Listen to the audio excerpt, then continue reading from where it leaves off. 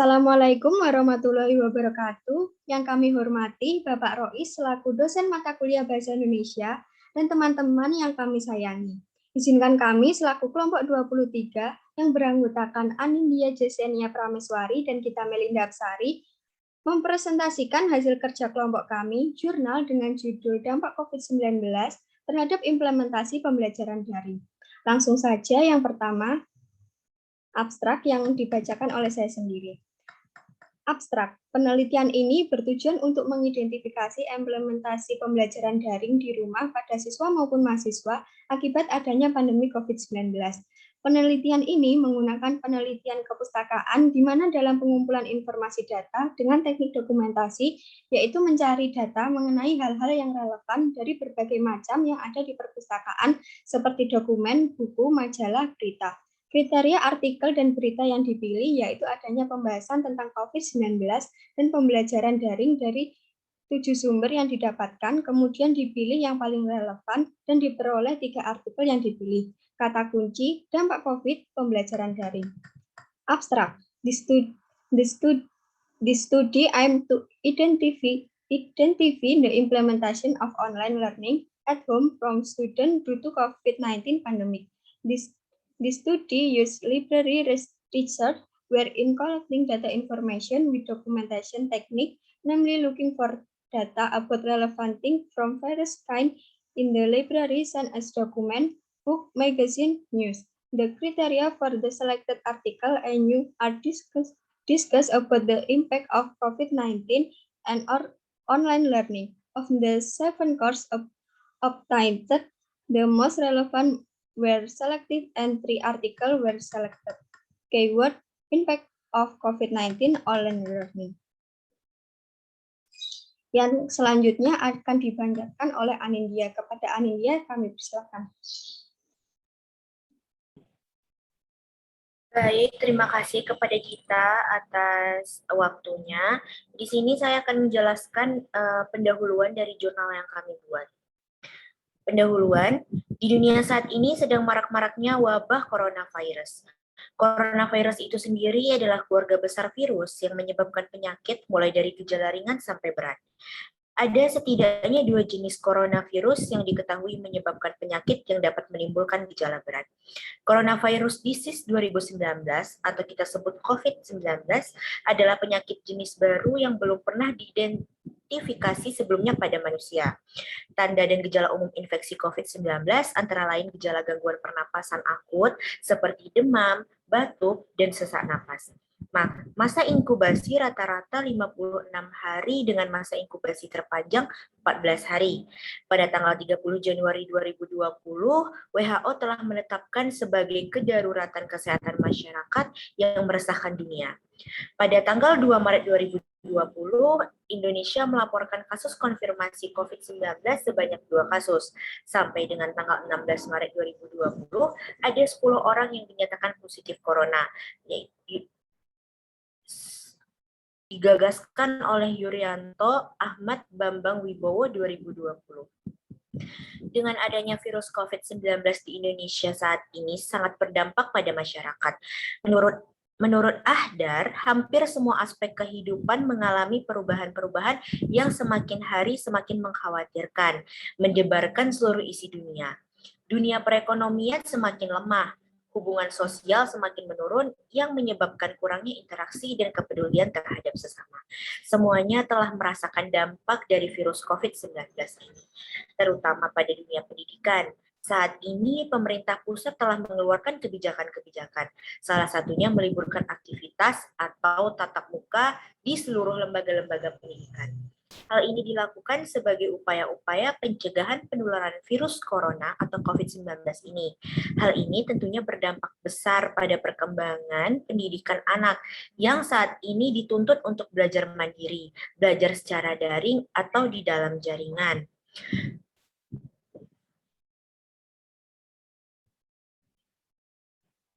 Pembelajaran daring atau online merupakan sistem pembelajaran tanpa tatap muka secara langsung antara guru dan siswa, tetapi pembelajaran dilakukan melalui jaringan internet. Hal ini merupakan tantangan besar bagi seorang guru, karena dalam kondisi seperti itu, guru pun dituntut untuk bisa mengelola, mendesain media pembelajaran atau media online sedemikian rupa, guna untuk mencapai tujuan pembelajaran dan mencegah atau mengantisipasi kebosanan siswa dalam pembelajaran model daring tersebut.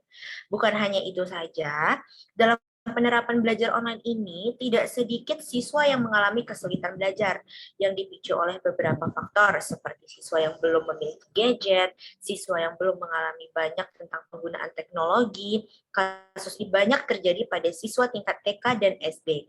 Selain itu, masalah utama yang dialami siswa adalah jaringan yang tidak memadai.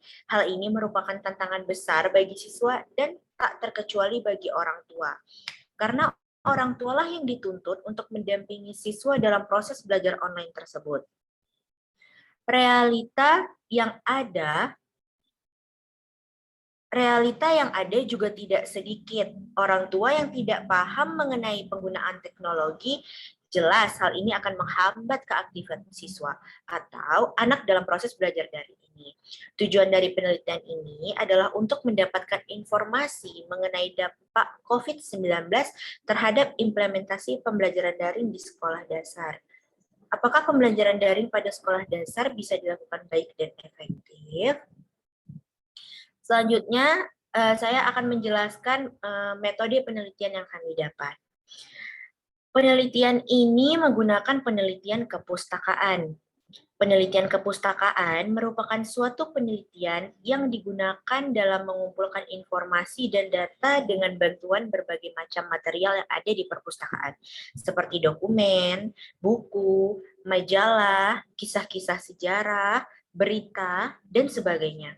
Sedangkan menurut ahli penelitian kepustakaan, merupakan kajian teoritis, referensi, serta literatur ilmiah lainnya yang berkaitan dengan budaya, nilai, dan norma yang berkembang pada situasi sosial yang teliti.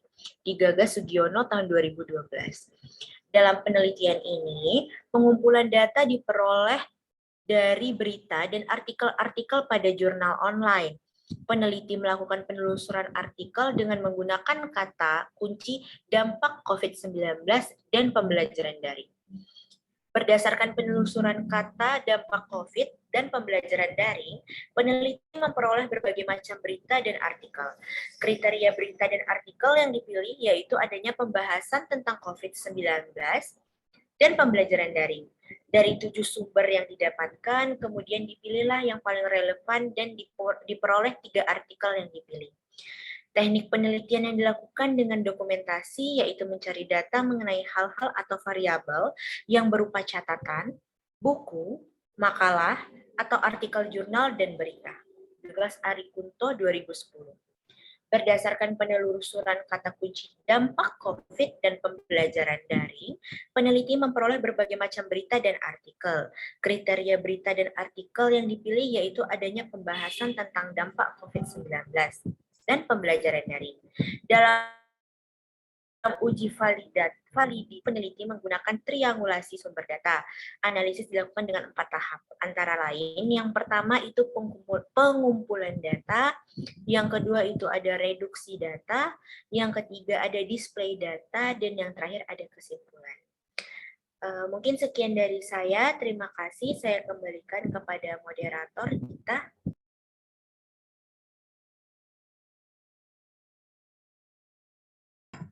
Baik, terima kasih Anin atas penjelasannya. Yang selanjutnya adalah hasil dan pembahasan. Virus corona atau self-acute respiratory syndrome coronavirus 2 SARS-CoV-2 adalah virus yang menyerang sistem pernafasan. Penyakit akibat infeksi virus ini disebut COVID-19. Self-acute respiratory syndrome coronavirus 2 atau yang lebih dikenal dengan nama virus corona adalah jenis baru dari coronavirus yang menular ke manusia. Virus ini dapat menyerang siapa saja, mulai dari lansia atau golongan usia lanjut, orang dewasa, anak-anak, dan bayi, sampai ibu hamil dan ibu menyusui. Infeksi virus corona yang disebut COVID-19 pertama kali ditemukan di kota Wuhan, Cina pada akhir Desember 2019. Virus ini menular dengan sangat cepat dan menyebar ke hampir semua negara termasuk Indonesia, hanya dalam waktu beberapa bulan. Penyebaran virus corona ini pada awalnya sangat berdampak pada dunia ekonomi yang mulai lesu, tetapi kini dampaknya dirasakan juga oleh dunia pendidikan. Kebijakan yang diambil oleh banyak negara termasuk Indonesia dengan meliburkan seluruh aktivitas pendidikan membuat pemerintah dan lembaga terkait harus menghadirkan alternatif proses pendidikan bagi peserta didik maupun mahasiswa yang tidak bisa melaksanakan proses pendidikan pada lembaga pendidikan. Aktivitas yang melibatkan kumpulan orang-orang kini mulai dibatasi seperti bersekolah, bekerja, beribadah, dan lain sebagainya. Pemerintah sudah menghimbau untuk bekerja, belajar, dan beribadah dari rumah untuk menekan angka pasien yang terpapar COVID-19. Menteri Nadiem Anwar Makarim menerbitkan Surat Edaran Nomor 3 Tahun 2020 pada Satuan Pendidikan dan Nomor 36962-MPK.A-HK-2020 tentang pelaksanaan pendidikan dalam masa darurat coronavirus disease atau COVID-19, maka kegiatan belajar dilakukan secara daring atau online dalam rangka pencegahan penyebaran coronavirus. Dipaparkan oleh Menteri Pendidikan 2020. Dengan munculnya pandemi COVID-19, kegiatan belajar mengajar yang semula dilaksanakan di sekolah maupun perguruan tinggi kini menjadi belajar di rumah melalui daring. Pembelajaran daring dilakukan dengan disesuaikan kemampuan masing-masing instansi pendidikan.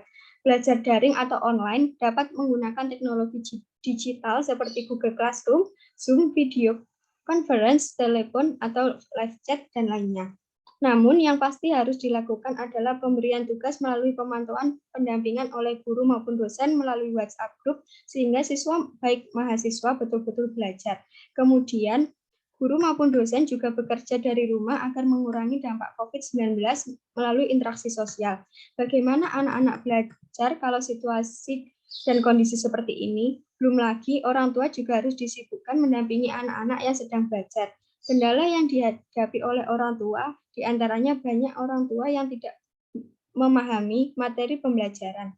Rendahnya pendidikan orang tua merupakan faktor yang sangat mendominasi bagi keberlangsungan terhadap pembelajaran siswa terutama usia TK maupun SD. Hal ini menimbulkan siswa kesulitan belajar karena orang tua yang tidak memahami serta kurang sabar dalam menyampaikan pembelajaran. Tugas yang biasanya dikerjakan di sekolah bersama guru akhirnya harus dilimpahkan kepada orang tua yang notabene kurang memahami bahkan mungkin sudah lupa dengan materi sekolah di masa lalu. Ditambah lagi dengan sistem pembelajaran sekarang sudah berkembang lebih maju menggunakan teknologi canggih yang bahkan orang tua terutama di pedesaan kurang begitu mengerti perkembangan teknologi, dipaparkan oleh Suhu Sofia PDI 3 September 2021. Menurut Putra Wijaya, dalam belajar di rumah tidak menjadi masalah karena pembelajaran bisa dilakukan kapan dan di mana saja. Apalagi sudah ada didukung dengan sistem daring, jadi proses pembelajaran bisa terjadi di rumah, di sekolah, maupun di masyarakat. Oleh karena itu, semua bisa berjalan dengan baik dengan dukungan fasilitas seperti internet. Menurut Suhartono, dampak COVID perkuliahan daring saat pandemi COVID-19 terhadap mahasiswa di Indonesia, beliau menjelaskan hasil penelitian di mana hasil nilai rata-rata yang didapat mahasiswa saat belajar daring lebih baik dibanding dengan nilai rata-rata sebelum menggunakan pembelajaran daring. Ia menambahkan bahwa pembelajaran daring dapat mempengaruhi kemampuan literasi mahasiswa secara signifikan. Namun, perolehan nilai yang tinggi tidak dapat menjadi acuan mahasiswa paham dengan materi perkuliahan. Kesimpulan, berdasarkan hasil penelitian dan pembahasan di atas bahwa COVID-19 terhadap implementasi pembelajaran daring di setiap instansi pendidikan dapat dilakukan dengan baik. COVID-19 begitu besar dampaknya bagi pendidikan untuk memutus rantai penularan pandemi COVID-19, pembelajaran yang biasanya dilakukan di sekolah sekarang menjadi belajar di rumah dengan menggunakan berbagai macam aplikasi seperti Ruang Guru, Classroom, Zoom, Google Dokumen, Google Form, maupun melalui grup WhatsApp. Kegiatan belajar yang berjalan dengan baik dan efektif sesuai dengan kreativitas guru maupun dosen dan memberikan materi dan soal latihan kepada siswa atau mahasiswa. Namun, di sisi lain, adanya COVID-19 ini memiliki dampak buruk bagi siswa atau mahasiswa. Masalah utama yang dialami siswa adalah jaringan yang tidak memadai. Akibatnya, untuk melakukan pembelajaran online seperti video call tidak dapat dilakukan secara maksimal. Terima kasih. Sekian penjelasan atau presentasi yang dapat kami sampaikan. Kurang lebihnya mohon maaf. Wassalamualaikum warahmatullahi wabarakatuh.